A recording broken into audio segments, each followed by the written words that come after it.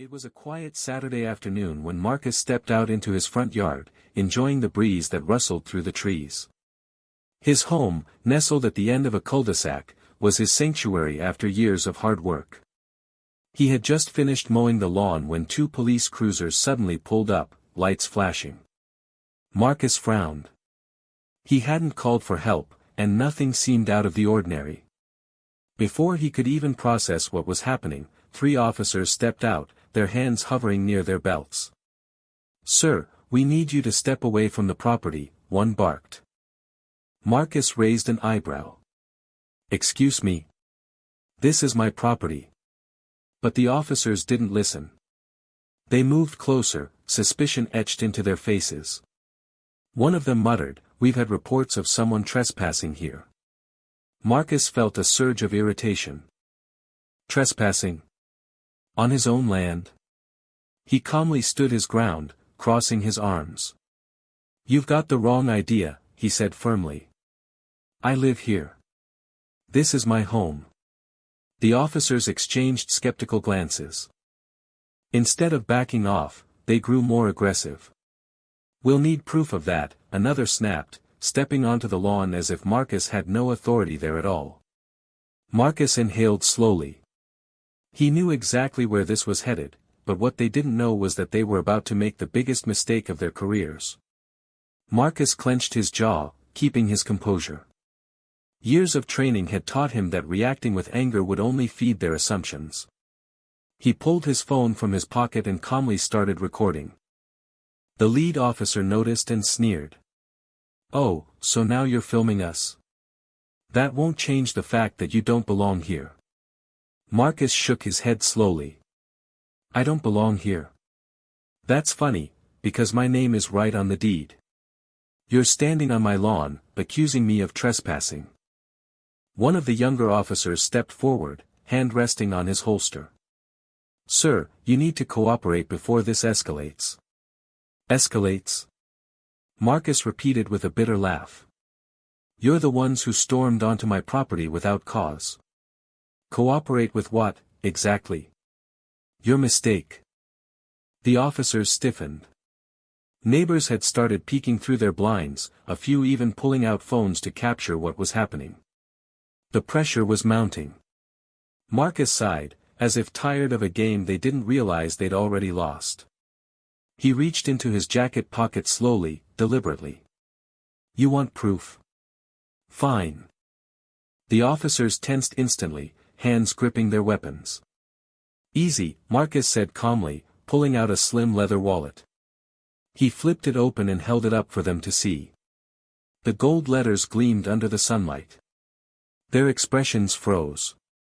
Federal Bureau of Investigation. Marcus' voice was steady, his eyes locked on the stunned officers. "Now, would you like to explain why you are trespassing on my property?" For a moment, silence swallowed the cul-de-sac.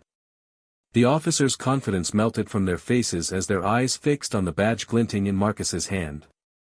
The lead officer swallowed hard. This isn't what it looks like." "Oh, it's exactly what it looks like," Marcus cut him off, his tone sharp but controlled. He raised his phone slightly, ensuring the camera was catching every second. "You came here, accused me of a crime on my own property, and then tried to intimidate me." The younger officer, still gripping his holster, stepped back nervously. His voice cracked. We just got a call about suspicious activity. We were only following up." Marcus tilted his head. "Suspicious activity? Or was it just easier for you to assume I didn't belong here?" The officers exchanged nervous glances. They suddenly looked less like authority figures and more like schoolchildren caught lying to the principal. By now, more neighbors had stepped outside, whispering and recording with their phones. The once private humiliation had become a very public spectacle. Marcus took a slow step forward, his presence commanding.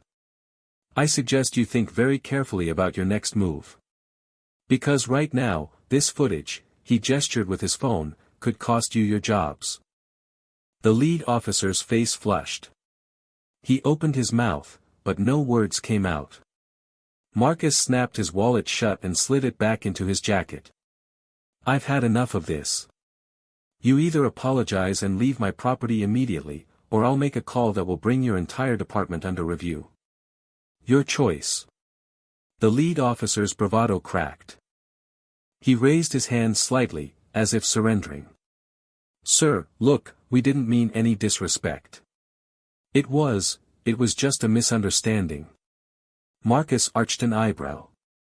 A misunderstanding? You stormed onto my property, accused me of trespassing, threatened me with force, and now that you realize who I am, suddenly it's a misunderstanding. The younger officer's voice trembled. We apologize. We'll just head out. But Marcus wasn't done. His voice dropped lower, cutting like steel. No. Not yet. You need to understand what this means. If I was just an ordinary citizen without this badge, what would have happened today? The question hung heavy in the air. Neither officer answered. Their silence said more than words ever could. Neighbors murmured among themselves, cameras still rolling. Every second of the exchange was being documented from multiple angles.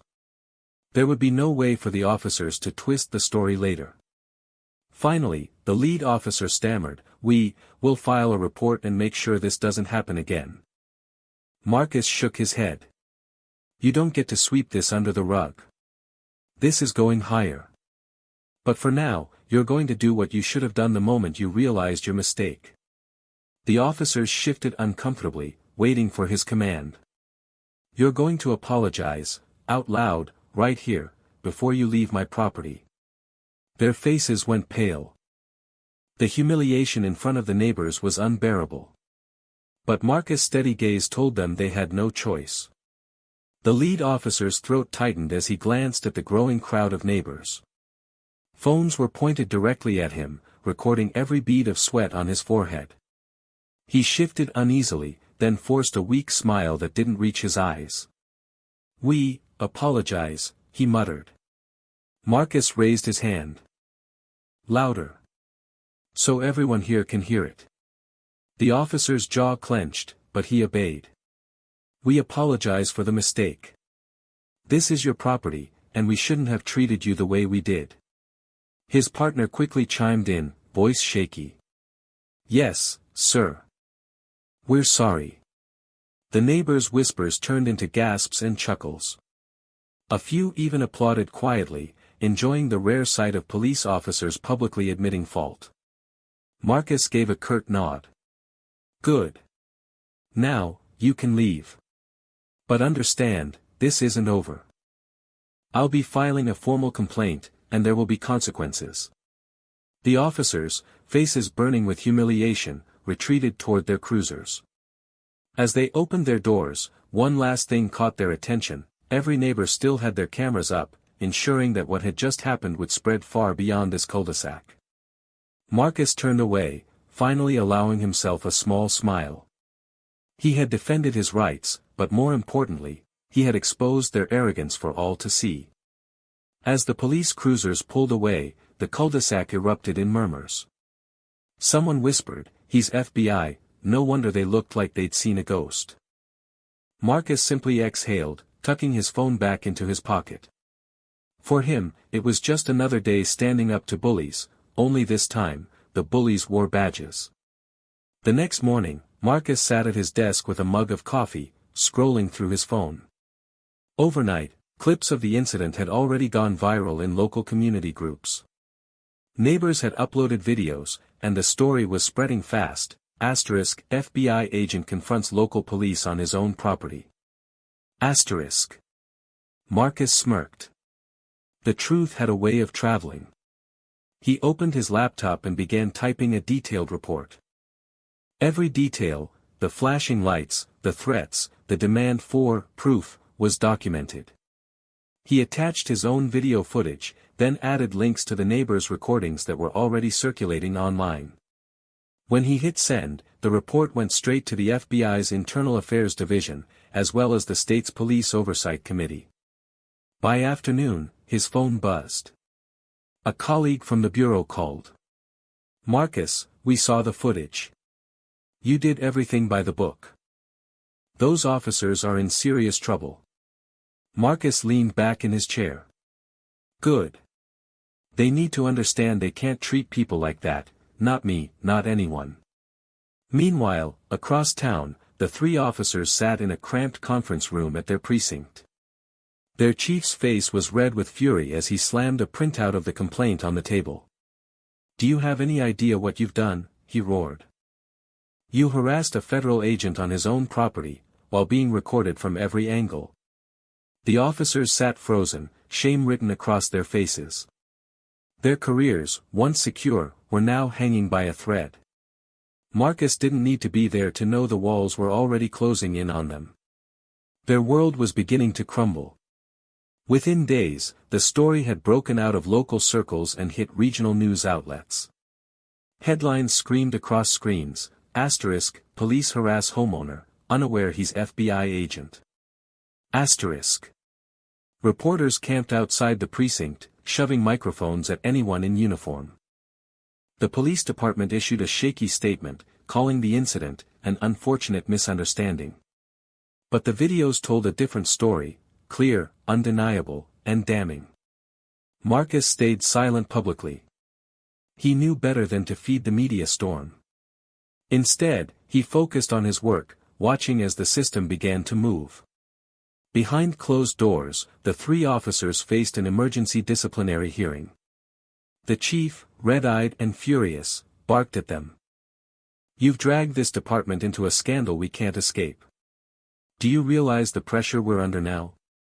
The youngest officer tried to defend himself. We thought. Thought what? The chief snapped. That a homeowner mowing his lawn was trespassing. That's not thinking, that's negligence. The decision was swift. The officers were placed on immediate suspension pending investigation. Badges and weapons were taken from them on the spot, their humiliation complete. Meanwhile, Marcus received an email from the Bureau. They assured him that the FBI had opened its own review, and that federal oversight would ensure accountability. He nodded as he read, satisfied. The badge he carried wasn't just for him, it was a shield for others who couldn't defend themselves the way he could.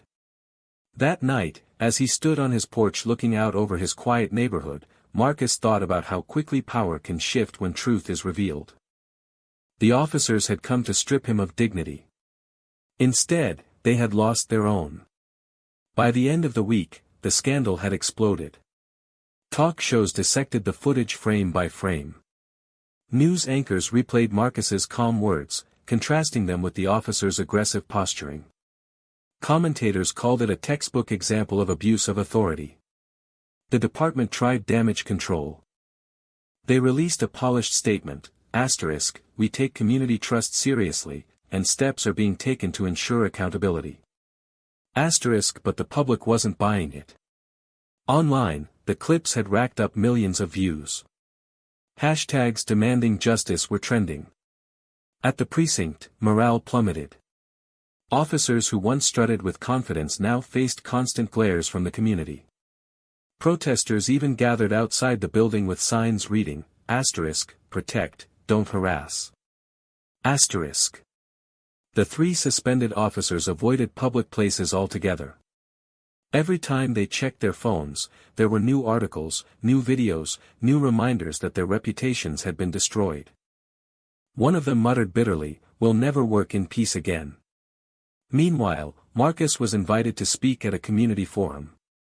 Standing at the podium, he didn't boast about being FBI. Instead, he spoke about accountability and respect. No one, he said firmly, should be treated as a criminal in their own home. Authority doesn't mean impunity. It means responsibility. The audience erupted in applause. His words carried more weight than the badge itself, they carried truth. Marcus knew this wasn't just about him anymore. The incident had sparked a larger conversation, one that was shaking the foundation of an entire department. The officers had wanted to intimidate him. Instead, their world was collapsing under the weight of their own actions. The investigation moved faster than anyone expected. With overwhelming evidence from multiple camera angles and Marcus's detailed report, there was little room for excuses. The state's oversight committee released their findings. The officers acted without probable cause, engaged in misconduct, and abused their authority. The ruling hit the department like a thunderclap. 2 of the officers were recommended for termination. The lead officer, who had escalated the confrontation, faced not only dismissal but also the possibility of losing his pension. When the news broke, reporters swarmed the precinct again. The chief gave a short, grim statement. "We accept the committee's decision.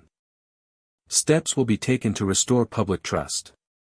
His words were hollow. Trust wasn't something that could be regained overnight. Meanwhile, Marcus returned home from work to find letters in his mailbox.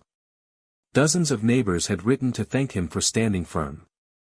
Some even admitted they'd felt powerless in the past but now felt hope, seeing accountability unfold. That evening, Marcus sat in his living room, watching the news recap. Clips showed the officers walking out of the precinct for the last time, stripped of badges and weapons, faces grim.